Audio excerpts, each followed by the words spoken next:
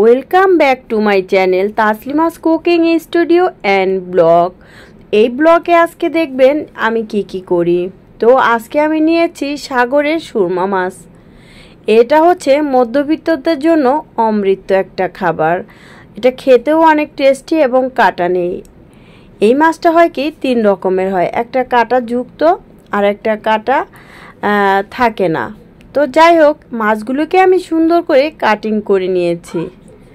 এটা হলো ইলিশের স্বাদ মিটায়, খেতে অনেকটা ইলিশ মাছের মতো লাগে, তেমন একটা ময় মশলা লাগে না, অল্প উপকরণ দিয়েই হয়ে যায়।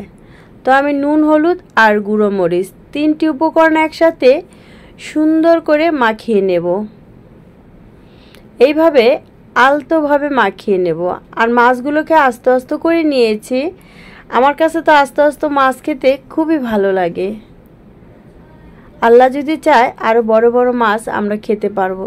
তো যতটুকু নিয়েছি আলহামদুলিল্লাহ আলহামদুলিল্লাহ। এই মাছটার মধ্যে প্রচুর পরিমাণে আয়রন থাকে। আয়রনের অভাবে মানুষের অনেক ধরনের সমস্যা হয়, যেই সমস্যাগুলা আমরা ফেস করি। আমার বাসায় যে একটা বিড়াল আছে, সে এমন সময় সে ম্যাও করা শুরু করে দেয় কাজের মধ্যে। তো যাই হোক, এই মাছগুলোকে সুন্দর করে আমি ভেজে নেব। মাছটা কিন্তু একটু ছিটে গায়ে, তো এর জন্য করতে হবে কি সাবধানের সাথে ভাজতে হবে। এক এক করে আমি সব মাছগুলোকে সুন্দর করে ভেজে নেব তাওয়ায়। এক পিঠ হয়ে গেলে আরেক পিঠ উল্টে দেব। এই মাছটা ভাজা খেতেও বেশ লাগে। যদি আপনারা লেবু দিয়ে, আমার সসের একটা ভিডিও আছে, সেই সসের ভিডিওটা দেখে নেন, তাহলে এটা দিয়ে সেই সসটা দিয়ে এই মাছটা খেতে খুব দারুণ টেস্টি এবং মজাদার। রান্না করেও খেতে পারবেন, যেভাবে আমি রান্নাটা করছি আর কি। প্রথমত চুলায় আমি একটা প্যান বসিয়ে দিয়েছি, তার মধ্যে দিয়ে দিলাম লবণ। লবণটা দিয়ে একটু নাড়চাড় করে নিচ্ছি। এরপরে দিয়ে দেব আমি পেঁয়াজ কুচি আর তার সাথে দেব কাঁচামরিচ কুচি। এই দুটি উপকরণ একসাথে করে ভালো করে নেড়েচেড়ে একটু হালকা ব্রাউন কালার আসবে। ব্রাউন কালার হওয়া পর্যন্ত আমরা অপেক্ষা করব। তো দেখুন, অনেকেই অনেক হাঁড়িকুড়ি এটা সেটা অনেক রকমের আইটেমের রান্নাবাড়া করে।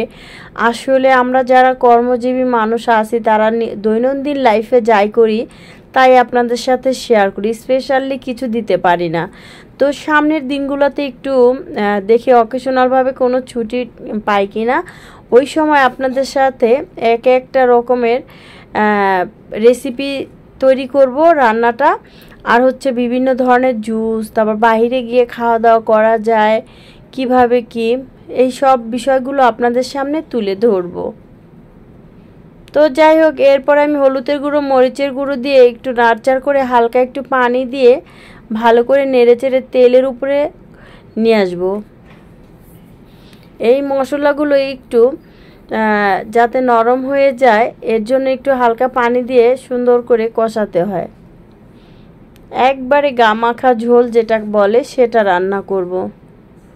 আমি কিন্তু এর মধ্যে রসুন, জিরা, ধনিয়া কিছু দেইনি, টমেটোও না, ধনেপাতাও না, শুধু কাঁচামরিচ কুচি, পেঁয়াজ কুচি আর দিয়েছি হলুদের গুঁড়ো, মরিচের গুঁড়ো। তো এগুলো দিয়ে লবণ সুন্দর করে কষানো হয়ে গেলে তারপরে আমি তার মধ্যে দিয়ে দেব একটু পানি। পানির মধ্যেই আমি এক এক করে এই আমার মাছগুলোকে দিয়ে দেব। সাইজটা বেশ সুন্দর। তো আমি আজকে 4 পিস মাছ রান্না করব আস্তে আস্তে।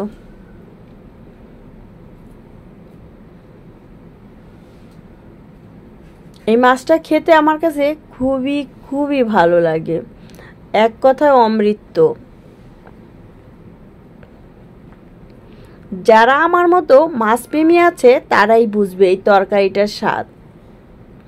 হুট করেই কারেন্ট চলে যায়। তো যাই হোক, মাছটা রান্না কেমন হয়েছে অবশ্যই কমেন্ট করে জানাবেন। আমি তো একটু চেখে নিয়েছিলাম, সেই স্বাদ হয়েছিল। তো আজকের মতো এই পর্যন্তই। আমার ভিডিওটা যদি আপনাদের কাছে ভালো লেগে থাকে লাইক, কমেন্ট এবং শেয়ার করে দিবেন। সব সময় আমার পাশে থাকবেন।